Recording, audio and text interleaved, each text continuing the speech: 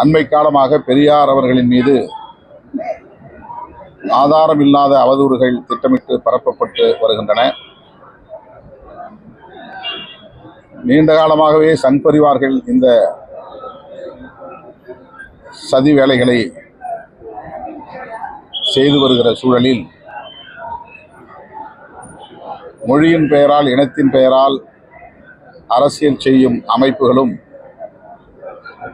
பெரியாரை குறிவைத்திருப்பது அதிர்ச்சி அளிக்கிறது. சீமானவர்களின் பேச்சு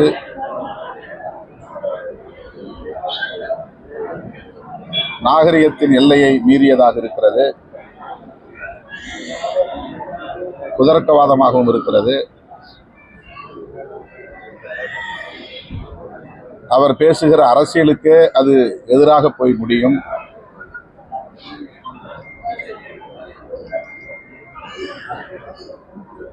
தேசிய அளவிலான மதவழி தேசியம், இந்திய அளவில் பேசப்படுகிற மதவழி தேசியம்,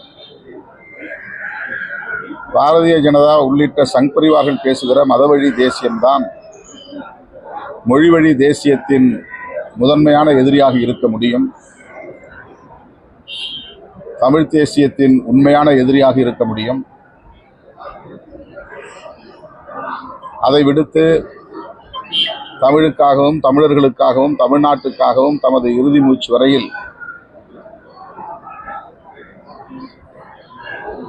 தீவிரமாக களப்பணி ஆற்றிய தமிழ்நாட்டு மக்களின் பெருமதிப்புக்குரிய சமூக நீதியின் தேசிய அடையாளமாக இருக்கிற தந்தை பெரியார் அவர்களை கொச்சைப்படுத்துவது ஏற்புடையதல்ல.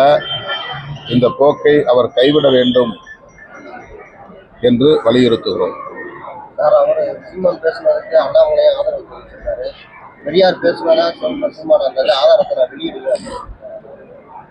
அண்ணாமலை ஆதரிக்கிறார் என்றால் அதிலிருந்து அவர் பேசுகிற அரசியல் எத்தகையது என்பதை சீமானவர்களே புரிந்து கொள்ள வேண்டும்.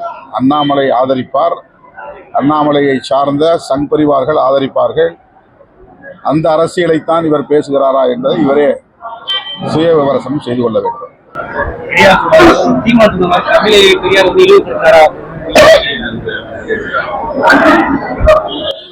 பெரியார் தமிழ் மீதும் தமிழ் மக்களின் மீதும் கொண்டிருந்த அக்கறையின் பால் சில விமர்சனங்களை வைத்திருக்கிறார்.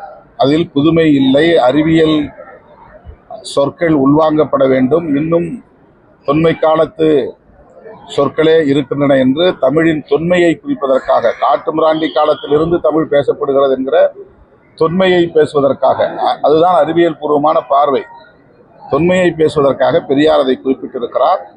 அது காலத்திற்கு ஏற்ப, நவீன அறிவியல் வளர்ச்சிக்கு ஏற்ப, தொழில்நுட்ப வளர்ச்சிக்கு ஏற்ப புதிய புதிய சொற்களை உள்வாங்கி கொண்டு வளர்ச்சி பெற வேண்டும், வலுப்பெற வேண்டும் என்கிற அந்த எதிர்பார்ப்பில் அவர் சொன்னதை தவறாக திரித்து பேசுகிறார்கள். பெரியாருடைய தியாகத்தை கொச்சைப்படுத்துகிறார்கள். இது ஏற்புடையதல்ல. செய்திகளை உடனுக்குடனும் துல்லியமாகவும் தெரிந்து கொள்ள சப்ஸ்கிரைப் பண்ணுங்க.